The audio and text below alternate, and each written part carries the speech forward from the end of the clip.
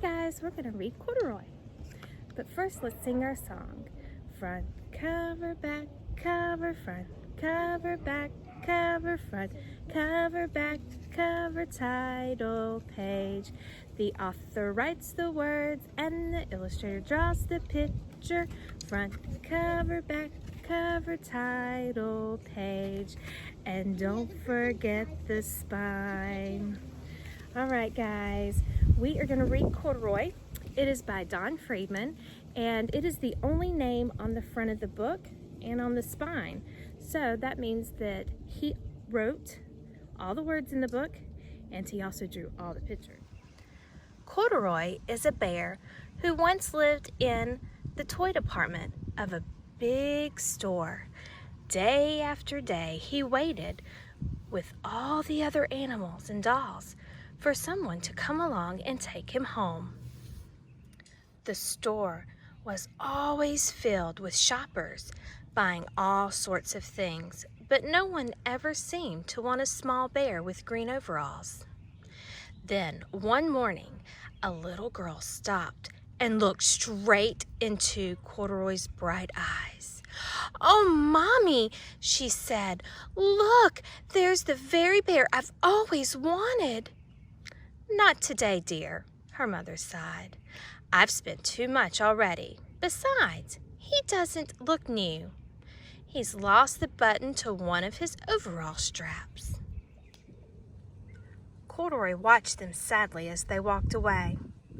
"I didn't know I had lost a button," he said to himself.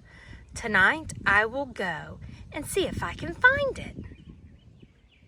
Late that evening, when all the shoppers had gone and the doors were shut and locked, Corduroy climbed carefully down from his shelf and began searching everywhere on the floor for his lost button. Suddenly, he felt the floor moving under him. Quite by accident, he had stepped onto an escalator, and up he went. Could this be a mountain? He wondered. "I think I've always wanted to climb a mountain."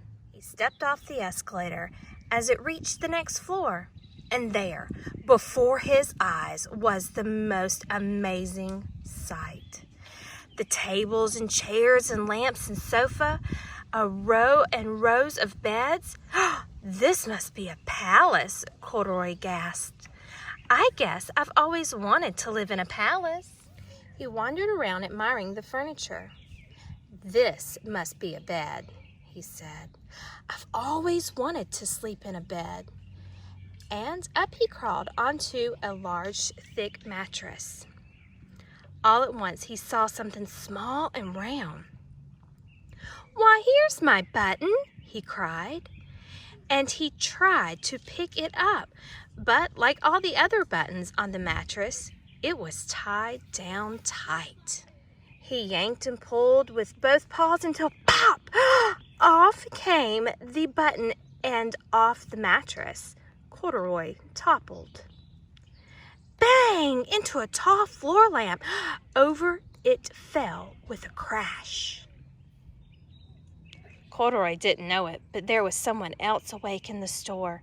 The night watchman was going his rounds, and on the floor above, he had heard the crash come dashing down the escalator. "Now, who in the world did that?" he exclaimed. "Somebody must be hiding around here." He flashed his light under and over sofas and beds until he came to the biggest bed of all, and there he saw two fuzzy brown ears sticking up from under the cover. "Hello," he said.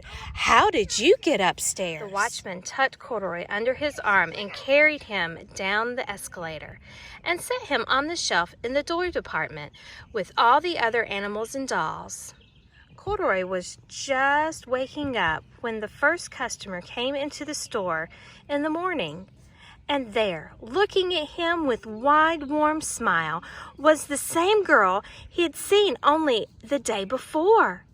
"Hi, I'm Lisa," she said, "and you're going to be my very own bear. Last night I counted what I've saved in my piggy bank, and my mother said I could bring you home. Shall I put him in a box for you? The sales lady asked. Oh, no thank you, Lisa answered, and she carried Corduroy home in her arms. She ran all the way up 4 flights of stairs into her family's apartment and straight to her own room. Corduroy blinked. There was a chair and a chest of drawers, and alongside the girl-sized bed stood a little bed just the right size for him. The room was small, nothing like the enormous palace in the department store. This must be home, he said. I know I've always wanted a home. Lisa sat down with Corduroy on her lap and began to sew a button on his overalls. I like you the way you are, she said, but you'll be more comfortable with your shoulder strap fastened. You must be a friend, said Corduroy. I've always wanted a friend. Me too, said Lisa, and gave him a big hug. All right, guys, I hope you enjoyed Corduroy, and I will see you guys soon. Bye, guys.